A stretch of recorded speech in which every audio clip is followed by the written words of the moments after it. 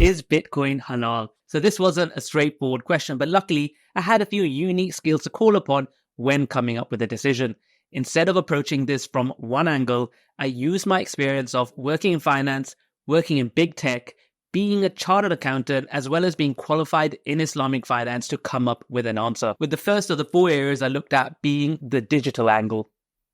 So firstly, when it comes to Islamic law in matters regarding worship, this is very particular, strict and precise, and that's because it's related to the hereafter. Everyone around the world throughout history has been given the same conditions and requirements to achieve the best life in the hereafter. However, when it comes to Islamic law related to transactions and financial dealings, the law is based on principles, with the foundation being everything is halal unless it is said it is impermissible. Now, the Islamic financial law framework is wide because it's related to this world, and so God has provided leeway to us to take into account different practices and norms. So when it comes to Bitcoin, it's not about some specific point that's been mentioned in the Quran, but more so if Bitcoin fits into this general Sharia framework. And the first point that scholars have looked into is if Bitcoin is real, because of the hadith which stipulates you cannot sell what you don't own.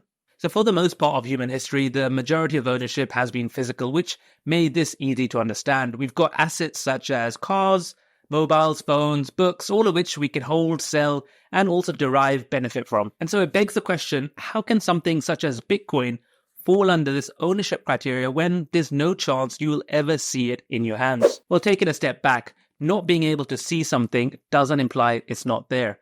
We all know there's air around us, even though we can't see it. And we can also perform tests and view the data to verify and prove that it's around us, as well as the different elements in the air. In other words, even though we can't see something, it can be proved that it exists. Now, coming back to Bitcoin, this topic falls under the world of finance, and finance has its own laws. You see, to facilitate the spread of finance, rules such as physical ownership and the definitions of ownership don't fully extend to it. For example, if you own $1,000 worth of trainers, you can wear them, you're deriving benefits from them, and in the same thinking, it's possible to own $1,000 of Apple shares, and this will be classified as our assets. However, just because you own $1,000 of Apple stock, it doesn't mean you can go into any Apple store and walk out with a MacBook. What you actually own when having those $1,000 of Apple stock is a claim against a company. So the benefits of financial assets are different to what you'd consider with non-financial assets. But whether an asset is physical or digital, it has to have the ability to give you a benefit. In other words, there has to be a reason to want it. Now, the traditional method of finance has always known to have high barriers to entry, high fees, financial exclusion, delay of transactions, and that's just to name a few of its problems. This is where DeFi comes in, which seeks to get rid of all of those barriers to entry. The point of this isn't to explain what DeFi is, but rather to mention to succeed in having DeFi, you need to incentivize people to take part in it. You need to give them something, and this is what crypto assets aim to do. This is why it is an asset, and there is a reason why people would want to obtain Bitcoin. If you need to look at the infrastructure of DeFi, you'll come to see that there are equivalent bricks and mortar assets to it. Just like traditional financing, you've got crypto assets, blockchains, and smart contracts. Each of these give you either storage, transfer of data, or can be used for purchases. In other words, Bitcoin, which is part of the DeFi infrastructure, fits into the point and concept of ownership, as you have a reason to own it and you can benefit from it as well by performing any one of those mentioned points. So we understand Bitcoin is an asset and we can therefore comfortably claim ownership of it. However, Islamic finance requires you to have assets where there is a strong use case for it. In other words, does it have utility? So utility is referring to the value of something. In other words, there has to be some intrinsic value that people give to an item for it to be legitimate. You can use commodities as their value can be derived from their use. You can use precious metals as their values can also be derived from their usage. But what about Bitcoin? What is the intrinsic value of that? So intrinsic value is actually a philosophical concept, and Islam doesn't really care about philosophy. It cares about the actual utility and the benefits something can provide to its users. When we think of fiat money, the dollars, the pounds, the euros, utility isn't because those papers are valuable. It's because they represent intrinsic value that the country and its institutions will remain there and guarantee their perceived value. But in Islam, money has no intrinsic value.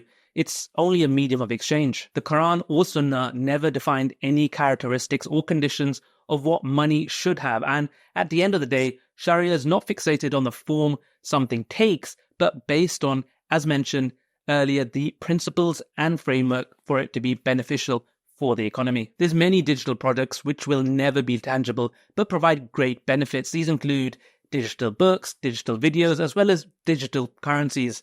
And the scholars have no issue with non-tangible items being a form of wealth. Things such as electricity or goodwill in accounting aren't necessarily physical items, but they all have been recognized as wealth, and Bitcoin is also included in this category. That being said, not all crypto assets are Sharia compliant.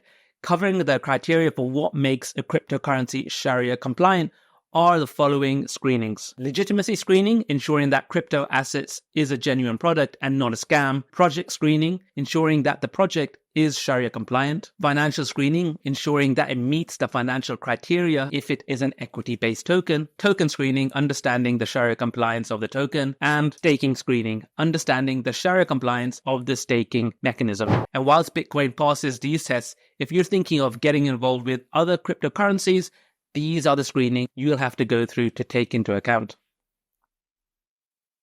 Starting with a disclaimer, this is probably the area with the most competing views. On the one side, you've got scholars who don't see Bitcoin as a currency. They say if you look at the characteristics of currencies, Bitcoin doesn't possess them. They don't see it having a store of value due to its volatility, a medium of exchange, or be used as a payment for transactions or settling debts. So tackling these points, the lack of value due to its volatility isn't a strong argument in my opinion.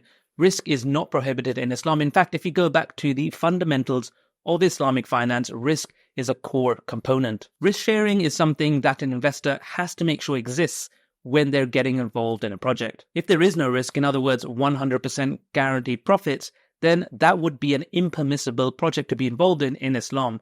Now, speculative risk where it's akin to gambling or qarar, isn't Sharia compliant, but volatility exists in fiat currencies as well. Just because Bitcoin has higher volatility than, say, the pound or the dollar, this doesn't make it have an excessive risk component in it. Another angle that people may look at Bitcoin's risk is, well, you don't really know what's going to happen to Bitcoin in 10 years' time. It might actually become worthless. Again, that's true for everything, but specifically, Islamic finance doesn't care about the future in that sense. As long as in the current period, when utilizing Bitcoin, there are clear terms of trade and the transaction and usage that you're doing right now is within the Sharia framework, then that's all that matters. The future is always down to the markets, and so we never know if anything will perform in the future. Now, when it comes to being a medium of exchange, the Quran hasn't actually said any specific criteria for what a currency should have. For example, the Hanafi school says for a currency to be valid, there's only two criteria that are required: common usage and for people to agree on it. How these 2 points are fulfilled, God has left to us to determine, and in the end, humans will always figure out what is valuable and what isn't. And lastly, people forget Bitcoin's origins. Bitcoin was made as a peer-to-peer payment system. Being involved with Bitcoin means you're accepting this. There are places where Bitcoin payments are accepted, and it's even possible to have your salaries paid via Bitcoin. And so this addresses the last 2 points very easily. Just because it's not accepted everywhere is irrelevant. After all, not every currency is accepted in every location around the world. What decentralization means is Bitcoin is not under the control of any central bank, nor is it in the hands of any one person, government, or regulatory body to verify supplies and transactions. Now, earlier in the video, I did cover some of the barriers to entry that traditional finance has, and Islamic finance does have some rules around the requirement that some sort of central body, usually governments, should exist when it comes to currency and its supply. The logic behind this was that the government exists to look after society overall. It won't have a profit motive, and nor will it be used to benefit an individual or a small elite of group of people. And when a government achieves this in a particular currency, Islamic finance agrees that this now becomes the legitimate currency. So how does Bitcoin fit in here? After all, there is no government that controls it. Well, this view of the government deciding the legitimacy of a currency was held for a very long time in Islamic finance. However, with the digitalization and the impact of decentralization, this has all changed. You see, Bitcoin is built on a decentralized network of computers which has the singular purpose of validating and clearing transactions on the Bitcoin network. The distributed and decentralized network allows each individual user to verify the validity of individual transactions and the system as a whole throughout the cryptographic protocols and the transaction history of the Bitcoin network. In other words, the old requirements for the need of a government controlling currency no longer exists. No one can create counterfeit Bitcoins as the data of all mined Bitcoins is available for all to view. No one needs to control the money supply as Bitcoin has its own formula to release Bitcoins at set intervals. No bank needs to keep transaction records as every user involved on the blockchain has access to all of this, and this is via the Bitcoin network. And lastly, nothing can be corrupted by any one individual as everything surrounding Bitcoin is all based on maths and controlled by an objective decision-making process. As a result of this, the Islamic finance rationale for governments to control currencies has to now be retired. Having reviewed these 4 points, it's clear Bitcoin is Sharia compliant, and if you want to learn more about how rulings are made in Islam and the different methods scholars come to fatwas, I've already made a video on this topic which I'll leave next to me, so go check that out and I'll see you all in the next video.